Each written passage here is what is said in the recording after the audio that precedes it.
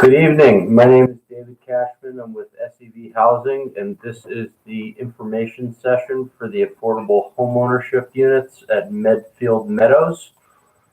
It's 6 o'clock or a few minutes after. We're going to get started in just a second here, so just hang tight. In the meantime, can everyone hear me okay? You can just type in the bar.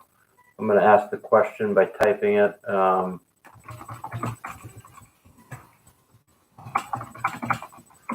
Someone could just respond, make sure that it's working. Great, thank you. Thank you.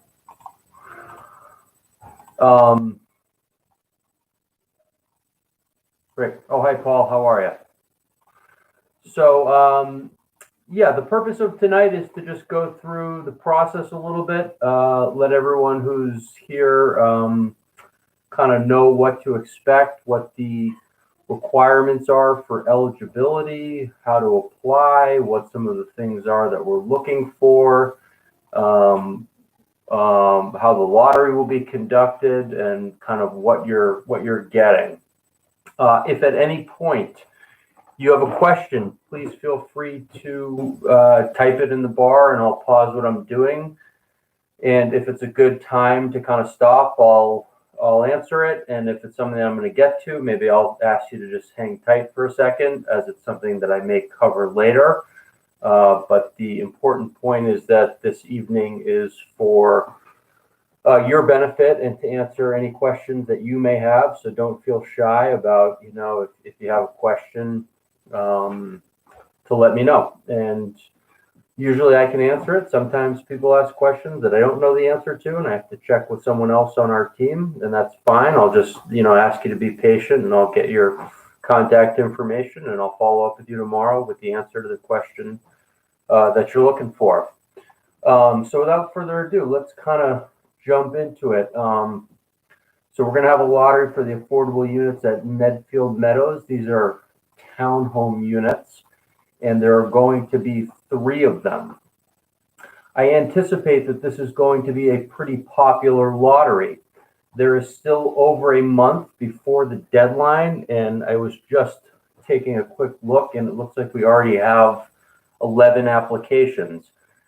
And typically applications, every case is different, so I can't say for sure, but, typically applications start to come in more towards as we get closer to the deadline. So, at this rate, there could be 20, possibly 30 applicants who are eligible. We'll see. I don't know. But there's already, more households who have indicated that they're eligible than there are units. Let me just, before we go into some of the eligibility requirements and stuff, let me just kind of say briefly, SEV Housing is not the development team. Okay, we don't have an ownership sort of stake in this. We are an off-site affordable housing consultant who's been hired by the development team to help them put together a marketing plan that complies with the program requirements. These are affordable units, and therefore some of the powers that be, understandably, want to make sure that they're marketed and made accessible in a way that's transparent and fair and accurate, and that households feel like they're informed in the process, and in a way that ensures that eligible households are the ones who are going to be entered into the lottery and ultimately allowed to move forward. Obviously, these opportunities are few and far between, so it's important that only households who are eligible and deserving according to the program are ones that are able to move forward. So that's kind of our role. Up through a lot of the process, you'll be interacting with SEV Housing. So when you're submitting your application, or if you have questions about your application, and then running the lottery, SEV Housing is the one that you'll be communicating with. Now, after the lottery, we don't disappear. We're still involved. However, after the lottery, there are additional people and who get involved, primarily from the sales team, because we sort of pass you off to them if you're one of the top households who's moving forward to engage in the home buying process. And we'll touch on that a little bit more later. So as I said, they're going to be 3 affordable 3-bedroom townhomes. Okay, they all have 3 bedrooms. They're slightly different unit types, but they all have 3 beds and 4.5 bathrooms, and 2 parking spaces. And they are all over 3,000 square feet, which is generous. These are big units, and hence sort of the interest that we're seeing so far. All of the homes will be sold at an affordable price to households not making more than 80% of the area median income. Now, you absolutely do not need to memorize this or know this, but if you're just sort of curious, area median income is a figure that is published by the federal government, by HUD, every year, typically in the spring. And so the prices are set according to a formula that factors in the area median income and other factors like taxes and principal and interest, and if there are condo fees and all these other things. And the formula spits out a sales price where the monthly payment for someone living in one of these units should not be more than 30% of their gross income.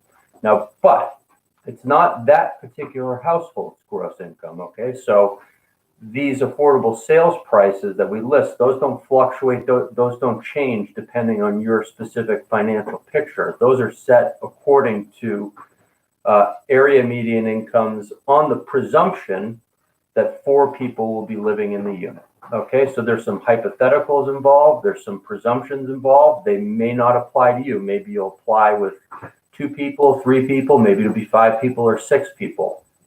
Okay, maybe you'll make right up to the income limit that's applicable to a household of your size. Maybe you won't. Maybe you have assets that are right up to the asset limit that's allowable. Maybe you won't. But whatever the case, the prices are the prices. They're set according to this formula. Okay. The units, so this is all brand new construction, brand new development in Medfield, which is, a nice town, nice place to live.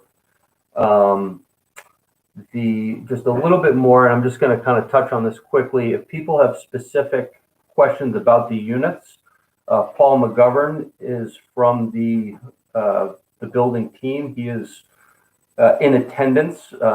He's not here with me, obviously, and can't speak to you, but he can type in answers if you have specific questions about the units. But the units have 9-foot ceilings, up-to-date cabinetry, granite countertops. You don't always see that in affordable units. That's really high-end stuff. Stainless steel appliances, same thing there. Sliders to a deck. There's really nice millwork and moldings, fireplace and cathedral ceilings in the living room. All homes have a master suite, including a walk-in closet and a bathroom with a tiled shower and granite vanity. They all have 4.5 bathrooms. All units have finished walkout lower levels, including a family room, an office, and a half bath with an outdoor patio. All units come with a 1-car garage and ample storage. So really nice units. If you're one of the households who ends up being able to move forward after the lottery, obviously you could engage with the sales team to see, the units, in person, or see photos, floor plans, and things of that nature. The condo fees for the units are $102 per month, and those cover master insurance, landscaping costs, snow removal, general maintenance of common areas, and funds towards the capital reserve. Okay. James, what is the source for the heating? Let me see. Paul, if you're still there and you can just answer that quickly, please do. Let me see if I have that.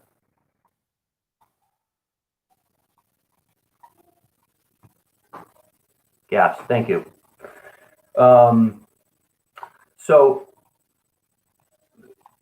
these units, they will all have a deed rider. Okay, so this is a great opportunity for households who are eligible. This probably doesn't come as a surprise, but just be aware that all units will have a deed rider that will get filed at the time of recorded at the time of closing. That has a number of restrictions. The principle of which is that the house has to be resold to another affordable buyer and at a price that's affordable. Okay, so again, I can't imagine this comes as a huge surprise, but if anyone thought that they were going to maybe be able to buy a unit at an affordable price and then resell it, in a year or 2 years at a market rate price and make a windfall, unfortunately, or fortunately, really, that's not how this program works. You can realize, some modest profit from your investment, but it's modest, okay, and it's capped. Okay, so let's just kind of step back and talk more generally. I've talked a little bit about the units and the program. Let's just talk about the way to think about this, if you're interested in applying, is essentially a two-step process. The first step is, if you haven't already, read through the information packet. There's a lot of information in there. Figure out if this is of interest to you. Think about whether you think you qualify, and if you do and you're interested, go ahead and submit an application. Okay. If you're eligible, we'll enter you into the lottery, and after that, some households will be moving forward if they have top lottery positions. So in this step one, where we're talking about applying for the lottery, let's talk about what are some of the eligibility criteria. Who can apply and be eligible for this? Well, the first eligibility requirement is that this opportunity is only going to be made available to larger household sizes who need all 3 bedrooms or who are pretty close to needing all 3 bedrooms. When you fill out a program lottery application, one of the very first questions on page 3 is going to, Gisela, that's apt timing, so I'm just jumping into that now. So one of the very first questions on page 3 is going to ask you what household type you are. And there are only 3 types you can be. You can be a type 3, you can be a type 2, and you can be a type 1. And then within each type, we have boxes where we give examples of what a different household makeup is that might constitute a type 3 household, and a different constitution that would make a type 2 household, and so on and so forth. Type 1 households will not be entered into this lottery. So a type 1 household would be 2 heads of household, or just 1 person, or a 1-person household. Okay. Now there are some exceptions to that. If there's a 1-person household who needs an extra bedroom as a reasonable accommodation, maybe they have a live-in aide who helps them, then effectively they become a type 2 household. Now you don't need to memorize that, because those are in the check boxes as you're filling out the application. So you just go through there and find the constitution or composition that applies to you. And then if you're a type 2 or type 3, great.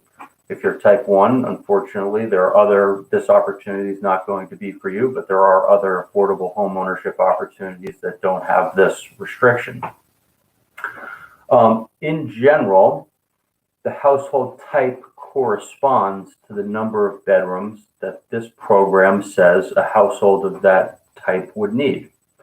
So any type 3 household is a household who the program would say needs 3 bedrooms. Type 3, 3 bedrooms. Type 2 household is a household who the program would say needs 2 bedrooms. In terms of priority, and we'll talk about this later when we talk about the lottery and how the waiting list will be made, but all type 3 households will have priority over all type 2 households, regardless of how they're drawn in the lottery. So I can tell you that right now, if you're a type 2 household, every household who's a type 3 will be on the waiting list above you. It does not matter how, when we do the lottery drawing, where your number is picked. Okay. So, so just take a look at those types, and particularly if you're a type 1 household, just, make a note of that because, if you're very clearly a type 1 household, you live, it's just you, and you don't need an extra bedroom because you don't have a live-in aid or anything like that, then, then this opportunity just isn't going to be for you. Okay. In addition, qualify, everyone in the household must be a first-time home buyer, meaning that nobody in the household can have owned a home within the last 3 years. There are a couple of exceptions to that rule. We'll talk about those in a minute. The entire household's income and assets must be under certain limits established by the program. Households must be pre-approved for a mortgage. And finally, households or their families cannot have a financial interest in this development. Now, that one almost never comes up, and it comes up even more rarely, if ever, with homeownership. I suppose if you're related to someone on the development team, that would disqualify you and the reason for that is, making sure that there isn't an appearance of impropriety or unfairness or different treatment. I'm not going to spend much time or any more time really talking about it because it's just not something that comes up with any real frequency. But if you do have a financial interest, like you're an investor, or if you are, related to someone on the development team, then that would be a disqualifying factor. Okay, so let's talk about some of those requirements more in detail. It said that households to qualify need to be income and asset eligible. Now, these income limits are for a household size of 2, 77,000, for a household size of 3, 86,650, household size of 4, 96,250, household size of 5, 103,950, and a household size of 6, 111,650. You don't need to memorize that. You don't need to write it down. It's littered throughout the information packet, the application, the ad, our website. So it's there. You can just find it. Income is generally defined pretty broadly, and there are many different sources of income. When you fill out, if and when you fill out an application, we have provided an income table. Spans 2 pages that lists many different sources of income that people can have, which all count, okay? Income is your gross income. Let me repeat, income is gross income before taxes. So please don't make that mistake of thinking it's your net take-home pay, because that is not the relevant income that we're looking at to assess if you are eligible. Income is for all household members, with the exception of children under the age of 18 and full-time students who are dependents. We only count up to $480, but beyond that, we don't count it. So when you're filling out the application, take your time. Please go through the sources of income carefully because there are many. And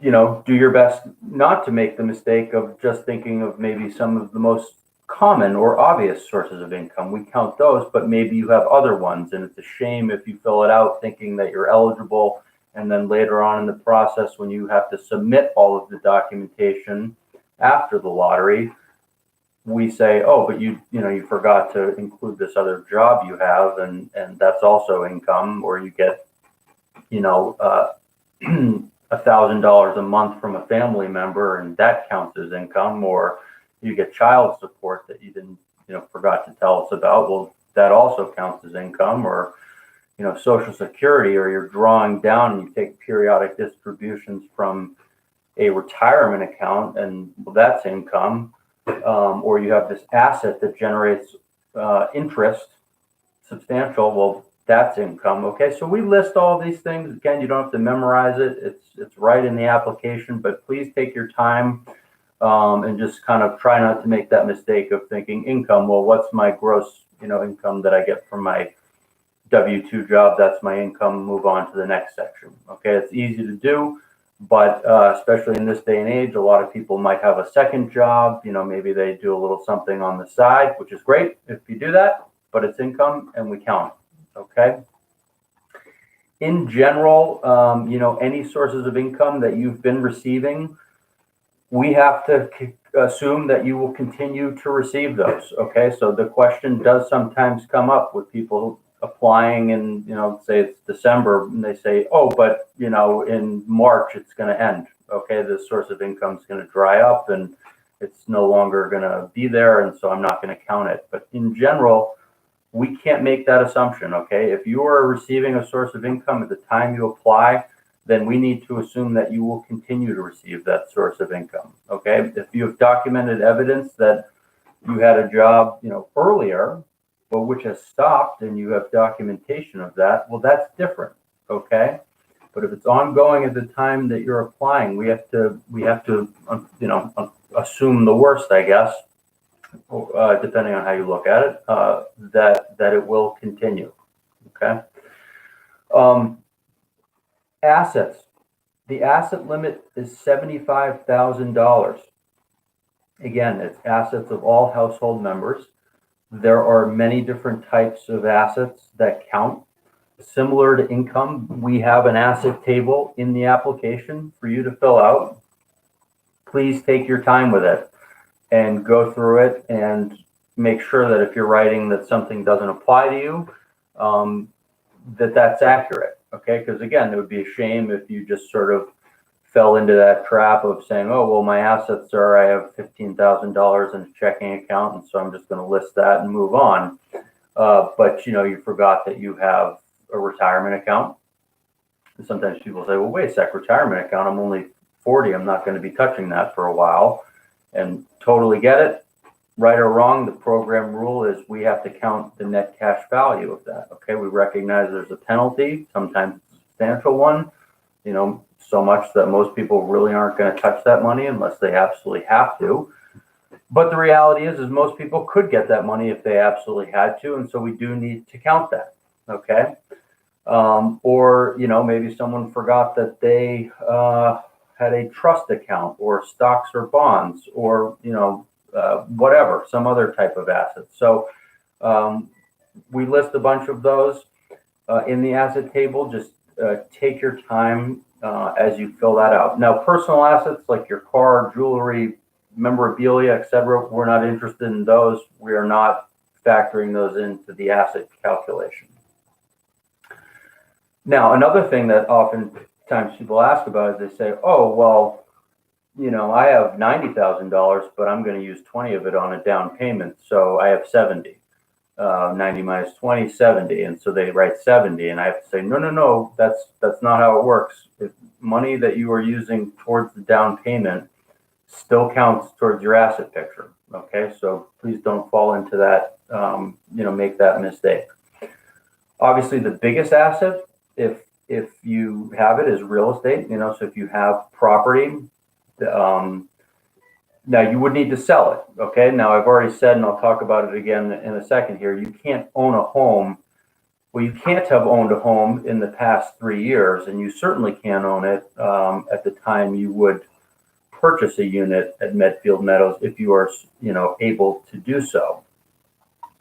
But to the extent that you do own a home and you do qualify for one of the exceptions, which we'll talk about in a sec, then you would still need to sell the home before you could buy a place at Medfield Meadows, and whatever you got from the sale of the home, your equity in it, would be counted as an asset. Okay, so that's a good segue into, that's kind of just a brief on income and assets. I'm sure people will have more questions. Everyone's income and asset picture is different, but those are things that when you're filling out your application, we'll be communicating with you back and forth. And if you have questions about that, we can address any specific questions that someone might have about their income and assets. So let's jump onto this next sort of program qualification rule here, which is you have to be a first-time home buyer. No person in the household has owned a home within the preceding 3 years. Now, there are the 3 exceptions. Okay, so probably the one that comes up the most is the exception for age-qualified households. This means someone who's over the age of 55. So if you're 58 right now and you own a home, that's okay. Or if you owned it, last year or the year before, that's okay too. You qualify for the exception. If you own it now, like I said, you'll have to sell it before you're able to buy an affordable unit. The other 2 that come up with some frequency are displaced homemakers. Okay, that's someone who worked primarily without pay in the home over the last number of years. But like the person who's over age 55, they would have, if they own it now, they would have to sell it before they can move forward on an affordable unit. Single parent is the other one that comes up with some frequency. So that could also be if you're pregnant, okay? But if you have a kid, you have to at least have joint custody or sole custody, but at least joint custody to qualify for this exception. And if you fall into that, then the fact that you may have owned a home with someone else in the past 3 years would not be a bar to your eligibility for this program. If you do qualify for one of those exceptions, like I said, the home would need to be sold. The home would need to be under purchase and sale by the time you are asked to move forward after the lottery. Okay, so some people will say, well, how do I know the timing? And the answer is, I don't know exactly at this moment because I don't know how many people will be in the lottery or where you'll be on the waiting list, which will impact when you might be able to move forward, which in turn would impact when that house would have to be under P&S. But you do know the lottery is going to be in January. And if you are one of those sort of top households, the date by which your home would have to be under P&S could come up relatively quickly after that.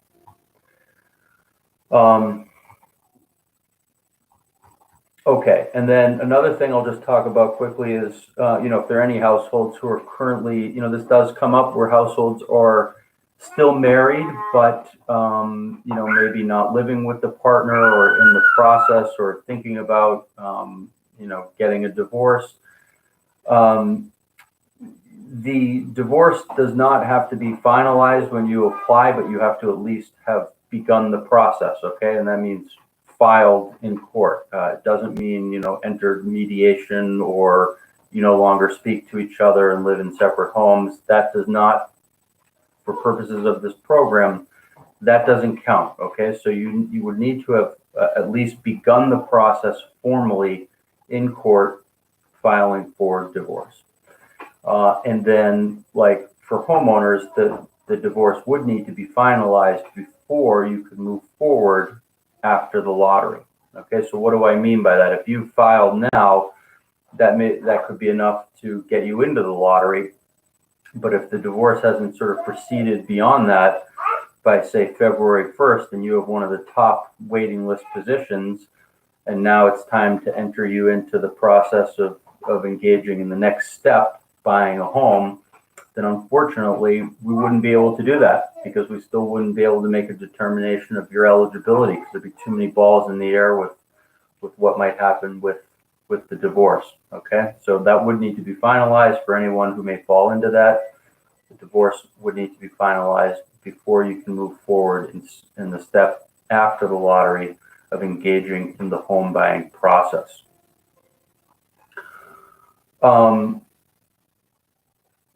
Okay, let's talk for a sec here about you have to be another program requirement. You have to be pre-approved for a mortgage, and you have to submit the mortgage pre-approval with your lottery application. I recommend when you get a pre-approval, take the information packet and go to page 10 and make a copy, or you can just take it right out of the information packet and bring it to a lender, because there are requirements for the mortgage. And it's important, you want to have a mortgage lender who's familiar with what those requirements are, and also a lender who's familiar with the program. And we give a website where you can find different lenders. You can search them on the MHP website. And I think you can do a search by geographic location too. We also give one specific lender who I know has done a lot of lending on affordable homes and is very familiar with the process. Her name is Diana Carvajal Hirsch, and her information's in there. You can go to anyone you choose. That's totally up to you. But I think as a general matter, going to a lender who's familiar with the affordable housing program and who can make sure to, that they'll be able to offer you a product when it matters could be useful to you. Okay. So take that page out, make a copy, bring it with you, show it to them, say, hey, this is I need a mortgage pre-approval. Here are the standards. Do you have something that meets these?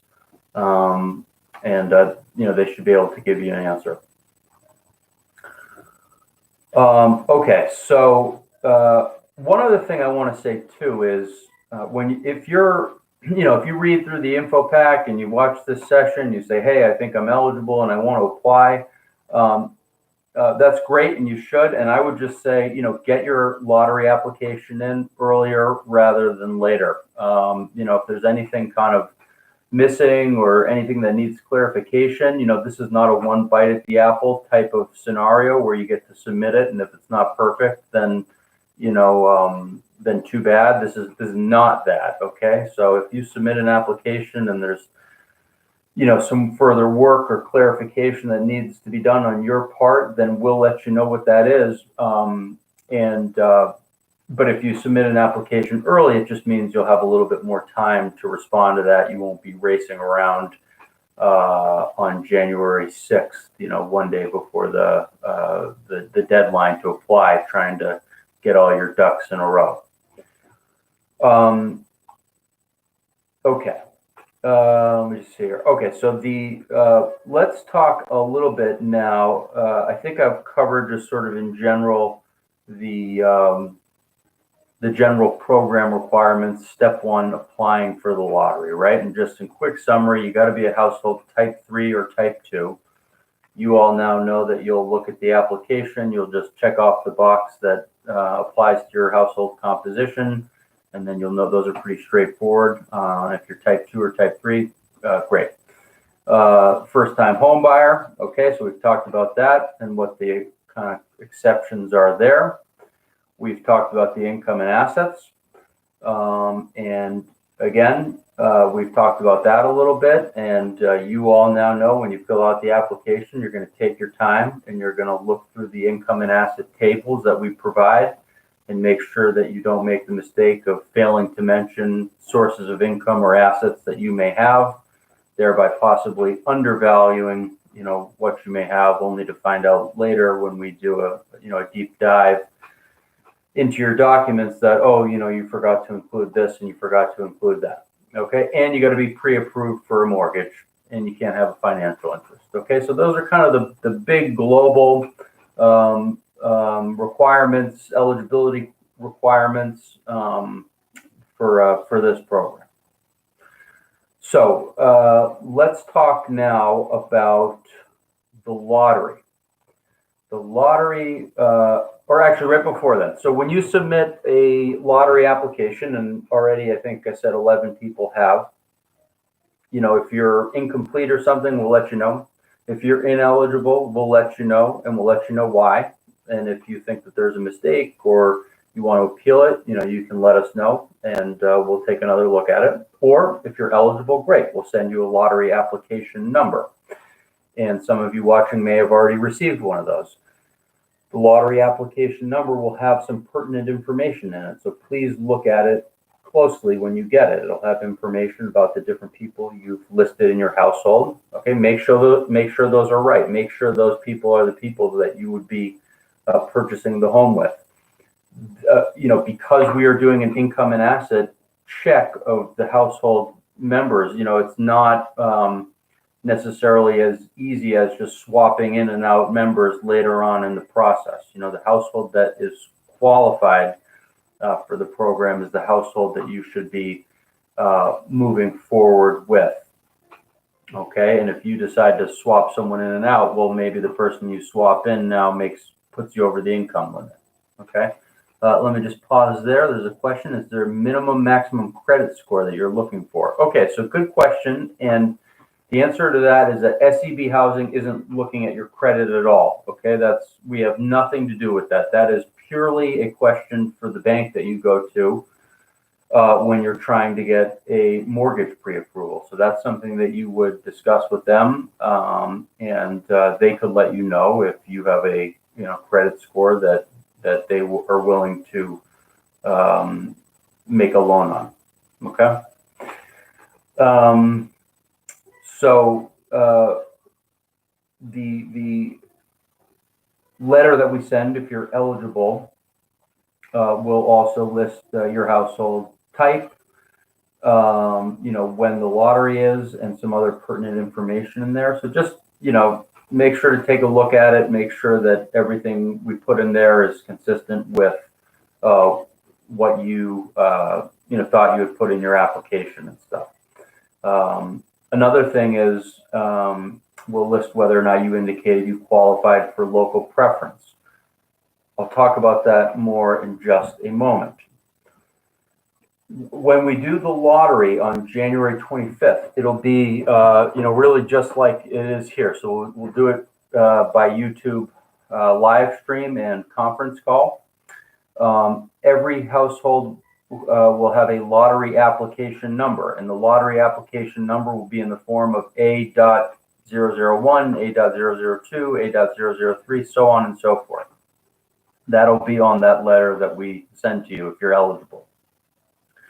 Those numbers have no bearing on, moving forward or, if you're going to get a unit or anything like that. Okay. A.001 is not the first household who's going to get to move forward. It is merely an anonymous identifier to be used in the lottery to keep your name and information anonymous. That's it. Okay. When we do the lottery drawing, so, every household who's eligible for the lottery will be entered into the drawing and will have a position on a waiting list. Okay. In that way, this lottery is very different than most lotteries that people think of. Typically, when people think of a lottery, they think, okay, there are 3 units, 3 households are going to get drawn. They're the winners. The other households are all non-winners. Okay. Or some version of that. Right. And no, that's not how this works. The way this works is every single household who is eligible will be picked in the lottery, and every single household will have a waiting list position. Now, it may not be one of the very top waiting list positions, but they will be on there somewhere. Okay.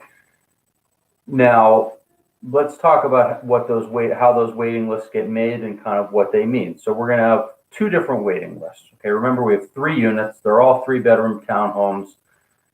There's going to be 2 units that have a local preference attached and 1 unit that does not. Okay, now what's a local preference? Local preference is households who live in Medfield, who work in Medfield, or who have children attending the Medfield schools.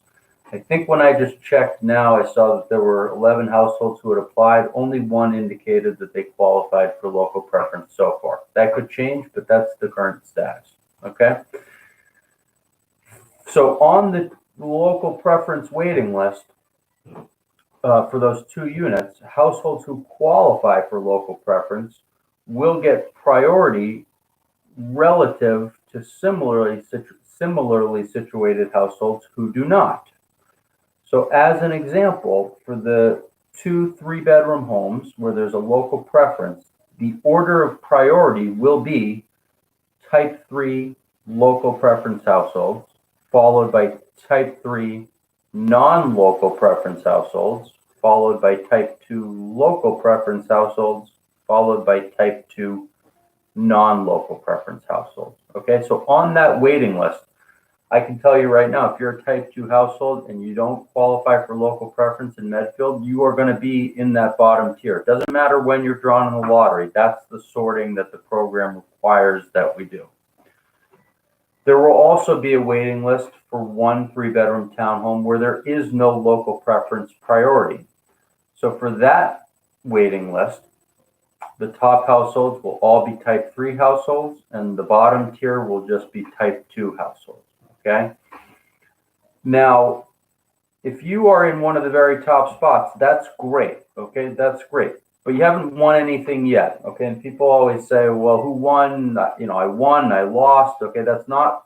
Nobody really wins or loses because everyone has a waiting list position, and the fact that you may have a high waiting list position doesn't guarantee anything just yet. Okay, it's great for you, but you still haven't even submitted all the income and asset documentation that you need to demonstrate that you are actually program eligible. Remember, we enter you into the lottery based on what you put in your application, but we don't actually ask you for any of the documentation to demonstrate that. And surprise, surprise, unfortunately, sometimes households put numbers in the application, probably not intentionally, but it just, it happens. And they forgot, source of income, or in fact, it's a little higher, or, they thought that because their job was going to end in 2 months, they didn't have to count it, but we do have to count it. Okay. Or they forgot about that, other checking account that they never used, or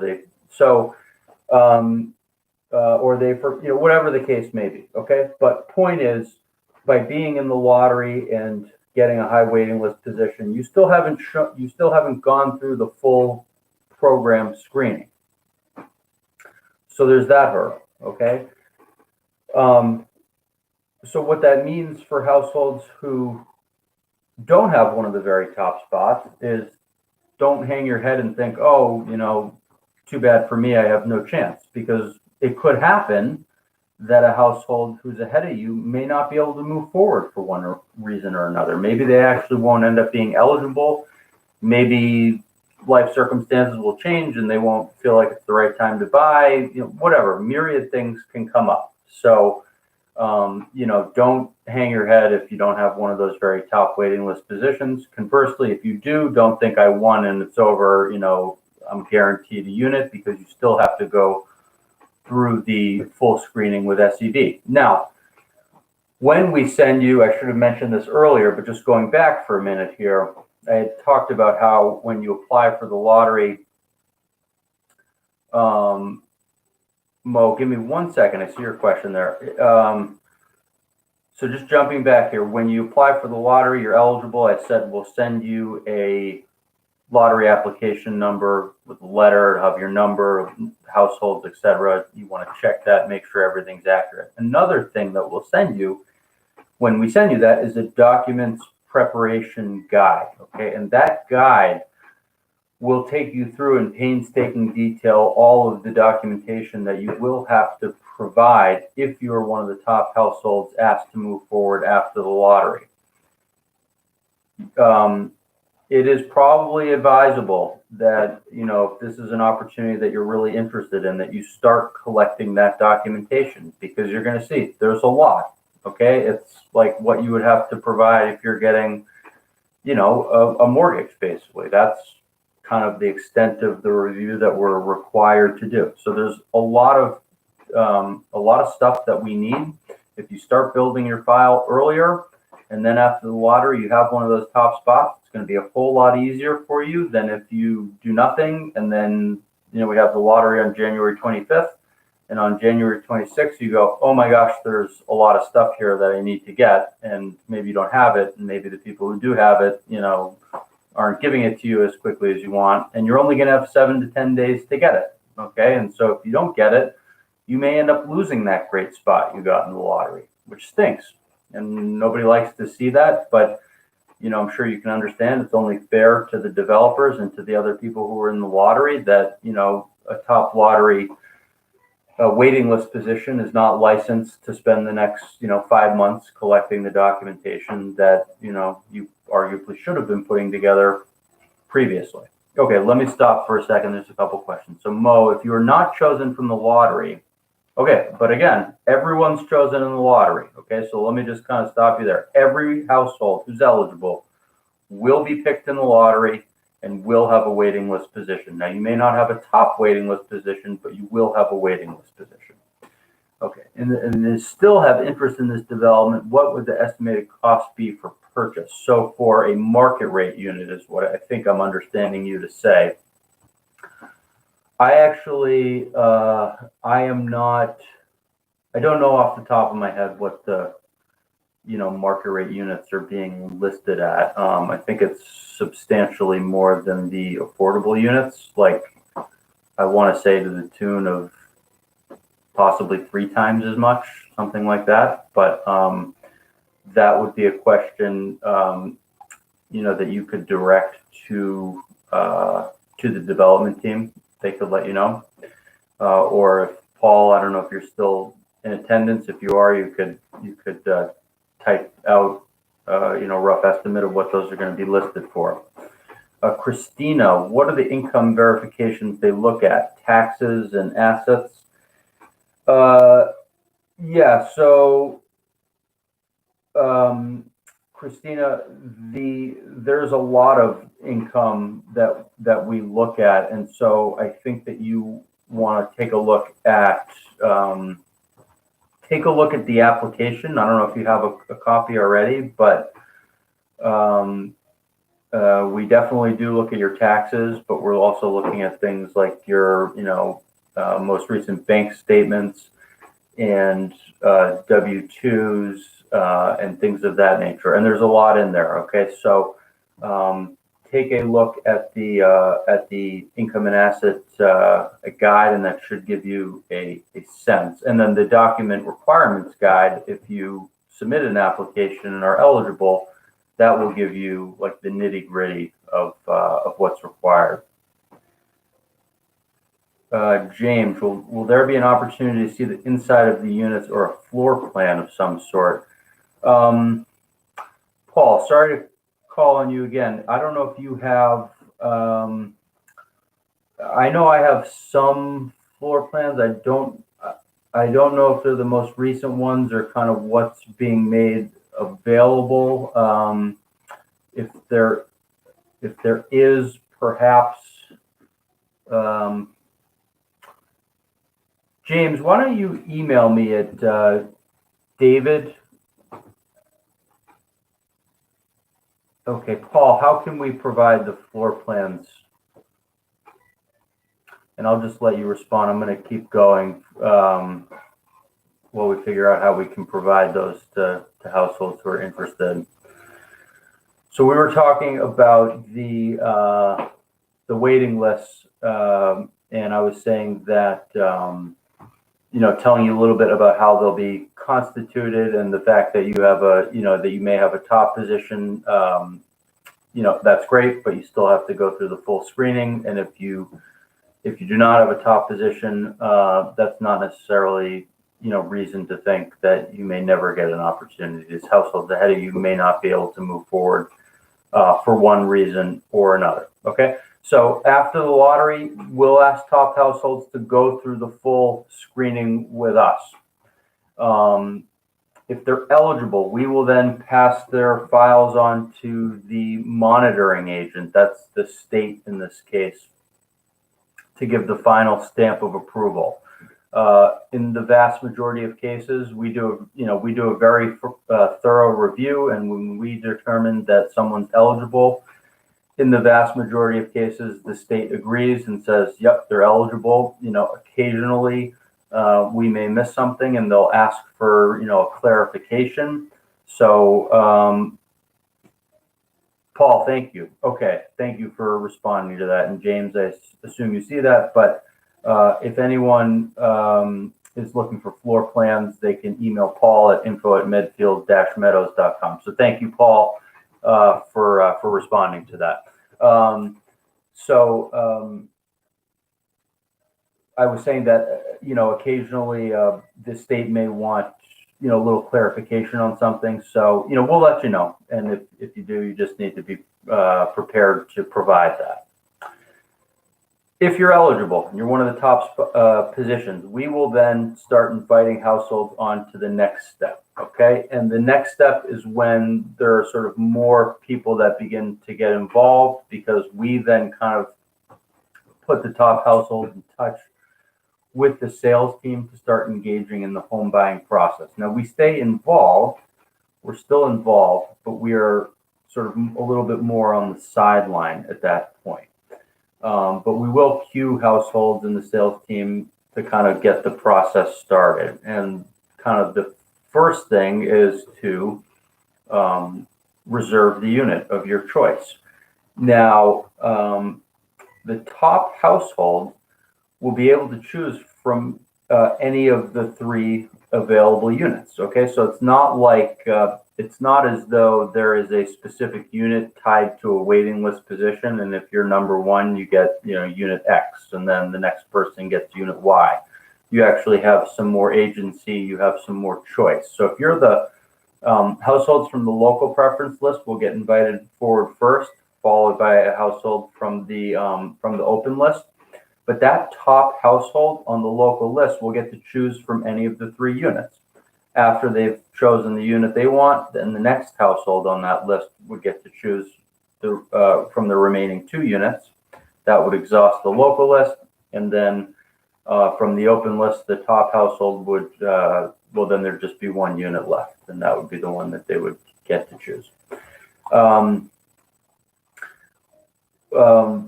With the reservation, a refundable deposit of $500 is required. Okay, after a household reserves the unit of their choice, then they move on to the next step, which is to sign a purchase and sale agreement.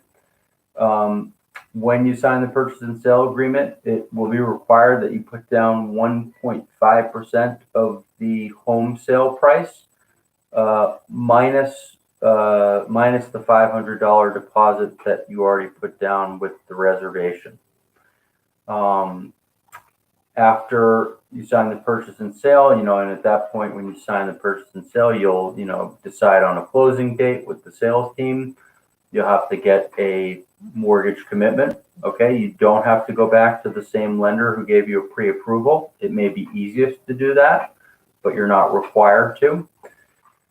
But the mortgage commitment will have to comply with the mortgage standards that we talked about earlier. And again, this is another case where, just as with the pre-approval, going to a bank or a lender who has familiarity with the program is probably going to make that process easiest.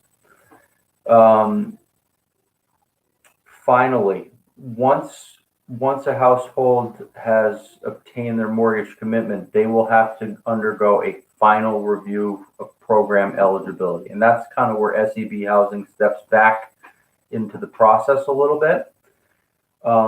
This will not be I don't think, as onerous as the initial review that we do right after the lottery, because you will have already done it, and some of the documentation you will have provided will still be good and we can use it, but there will be some updates required. But the kind of overall message here is that you do have to maintain program eligibility up through the closing. Okay, so if you're eligible, if you 1 week after the lottery, you have a top spot and you've submitted all your documentation, and we say that's great, you're eligible. And then 2.5 months later, when you've gotten your mortgage commitment, in the interim 2.5 months, you got a huge raise at work and now you're over the income limit. Eek. Unfortunately, we're going to have to say, oh no, you were eligible 2.5 months ago, but you just got a huge raise at work and now you're over the income limit and now you're not eligible. Okay, so point is, you have to maintain eligibility up through closing. Okay, the good news is once you've closed, then you're done with us. There are no more reviews, there's no more documentation. If your boss wants to give you a raise, then great. That's not going to make you program ineligible. And I think I had mentioned before, but when you do go to the closing, there'll be a lot of documentation being passed around. And at that point, if you not really at that point, but previous to that, not a bad idea, probably a good idea. You know, if you are if you do have one of the top waiting list positions and you're invited to move forward, you know, you may want to hire an attorney to help you just kind of look through some of the documentation to make sure that that you understand everything. You know, these are legal documents that you'll be signing, and possibly one of the, you know, the biggest purchase of your life. And most people, you know, do have an attorney involved. So you are certainly allowed to do that, and probably not a bad idea. But just going back to what I was saying at the closing, that's when the deed rider would get recorded. And I had sort of mentioned that at the beginning, that deed rider has a number of restrictions about, you know, this has to be your principal residence and you're living there. And also down the road, if you go to sell the unit, you know, you have to sell it at an affordable price, which will be determined by a formula. And so, you know, you can get, you know, a little something back on your investment, but it's going to be capped according to the formula.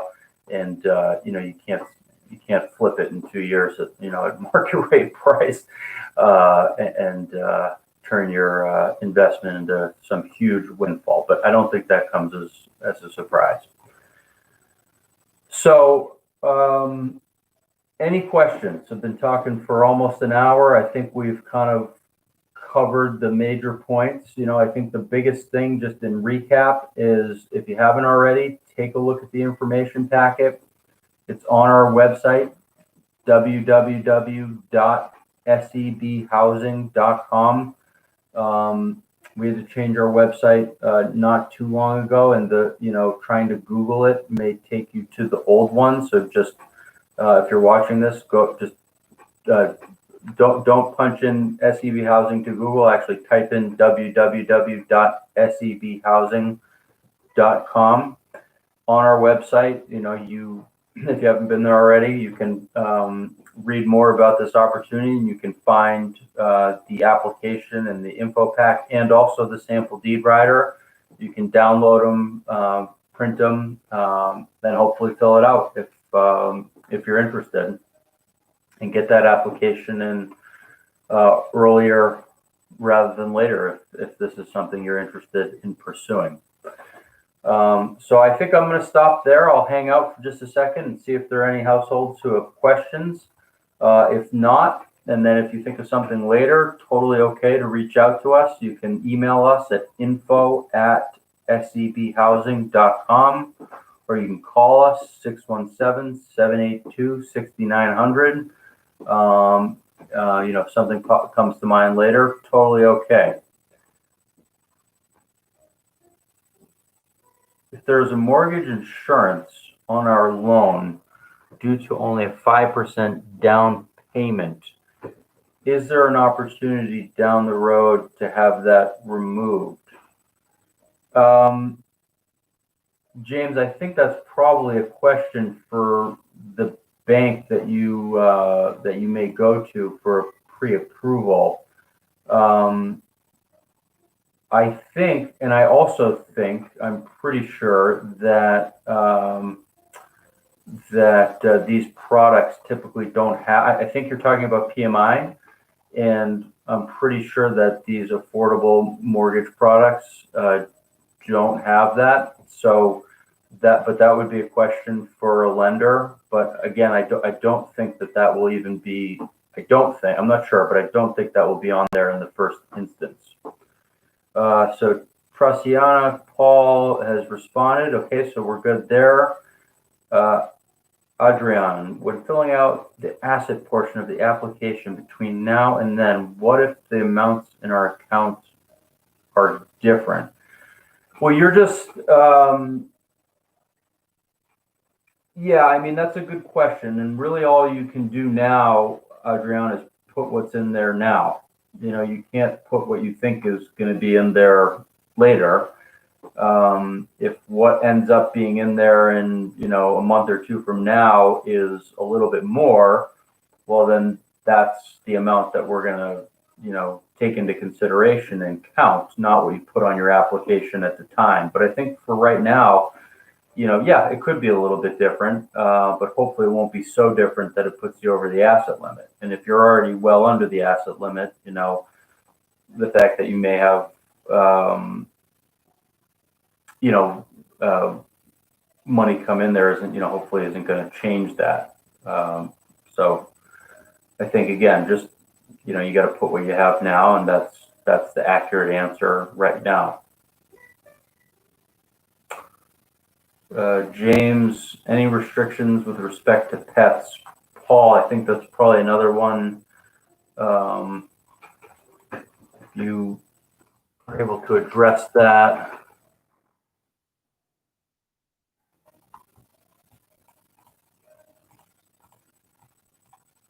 I'm looking through my notes to see if I have any notes on pets here. Small pets allowed, great.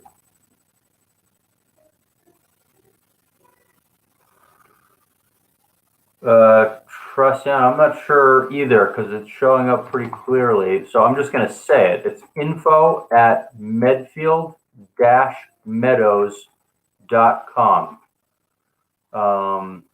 I don't know why it's not showing up for you, but Paul's email is info@medfield-meadows.com.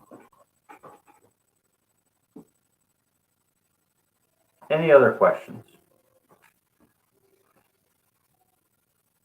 You got it. Any other questions?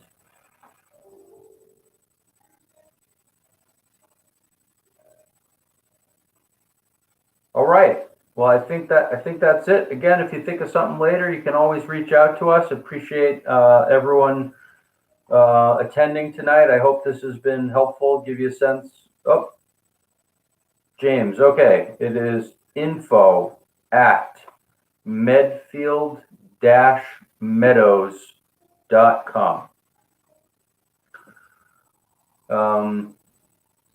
And then I was just saying, if you have any other questions that come up later, you can certainly reach out to us.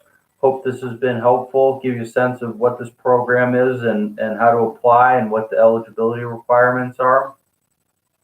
And I hope everyone has a great night, and thanks again. And Paul, thank you again for being present. That was super helpful to have you answer some of those questions. So thanks for being available. Have a great night, everyone.